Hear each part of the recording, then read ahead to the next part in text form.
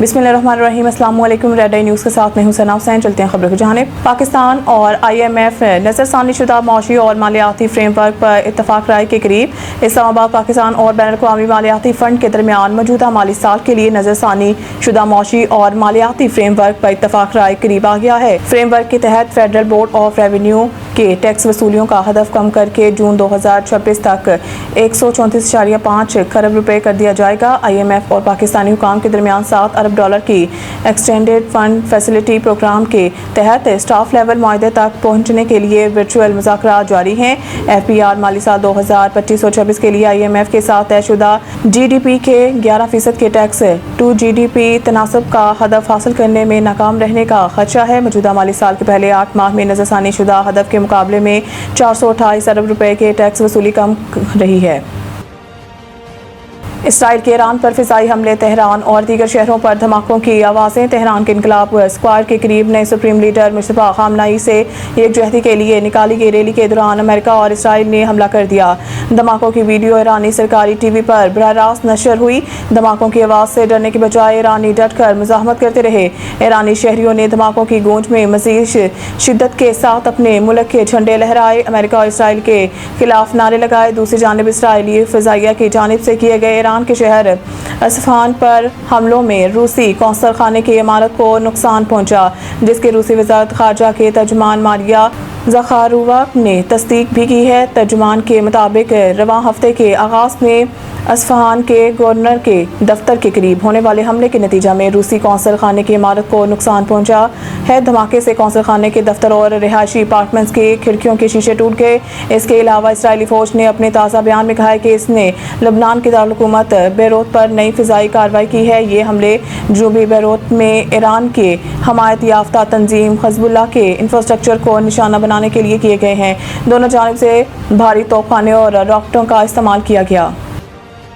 इमरान खान के इस हफ्ता मुनकली दरख्वास्त पर एतराज़ात दूर करने के लिए मोहलत की सदा मंजूर केस की समाअत जस्टिस इनाम अमीन मिन्हास ने की है। अदालत ने रजिस्ट्रार ऑफिस को हदायत करते हुए हुक्म दिया कि कितने केसेस इस तरह के ज़ेर इल्तवा हैं, रिपोर्ट फ्राहम करें। दरख्वास्त गुज़ार डॉक्टर अज़मा के वकील अदालत के सामने पेश हुए। उन्होंने कहा कि रजिस्ट्रार ऑफिस ने कुछ एतराज़ात लगाए हैं। अदालत आइंदा हफ्ते केस लगा दे, हम एतराज़ात दूर कर देते हैं।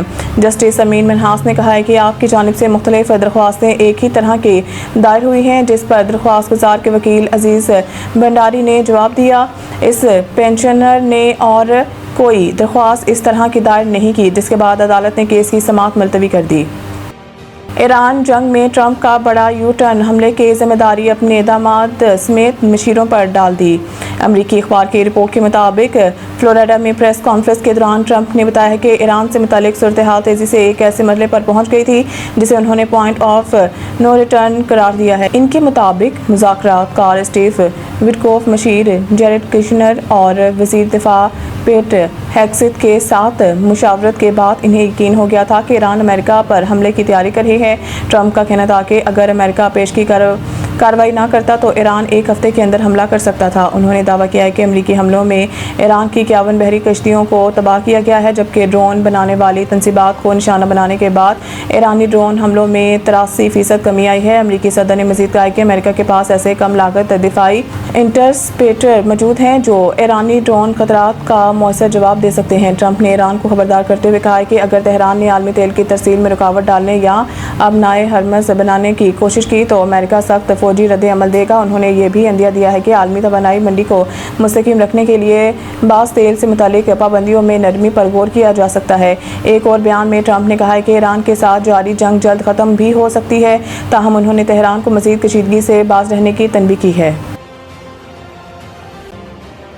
मैनेजमेंट की हिदायत पर बाबर आजम का क्रिकेट से आर्जी वक्फा लेने का फैसला। ज़राए के मुताबिक कौमी टीम की मैनेजमेंट ने बाबर आजम को आराम का मशवरा दिया था, जिसके बायस वो जारी नेशनल T20 कप में शिरकत नहीं करेंगे। टीम मैनेजमेंट की जानिब से इन्हें टूर्नामेंट के लिए हदायत भी नहीं दी गई है। बाबर आजम ने अपनी अदम दस्तयाबी से मुतालिक लाहौर وارس کو آگاہ کر دیا جو نیشنل T20 کپ میں شریک ہیں۔ ذرائع کا کہنا ہے کہ بابر اعظم نے اس دوران اپنی بیٹنگ بہتر بنانے کے لیے انفرادی کوچز کے ساتھ نیٹس میں ٹریننگ شروع کر دی ہے۔ وہ آنے والی پاکستان سپر لیگ کو مد نظر رکھتے ہوئے تیاری کر رہے ہیں۔ رپورٹس کے مطابق بابر اعظم اپنی پرانی بیٹنگ تکنیک کو دوبارہ مؤثر بنانے کے لیے خصوصی محنت کر رہے ہیں۔ واضح ہے کہ وہ پاکستان سپر لیگ میں پشاور زلمی کی جانب سے اوپننگ کرتے نظر آئیں گے۔ مزید نیوز اپڈیٹ کے لیے دیکھتے رہیں ریڈ آئی نیوز۔